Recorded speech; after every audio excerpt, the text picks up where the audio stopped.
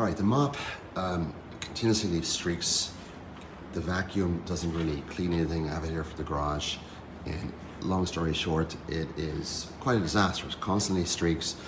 Every night the robot gets lost, and it can get lost in basic stuff. It can be stuck here, it can be stuck like right over here. It's so ridiculous where it gets stuck. Like it can be stuck in the middle. I have done everything I can to try and figure this out. It's the most appalling, overrated, expensive product that I've ever utilized. It's nothing but failure. Like every night,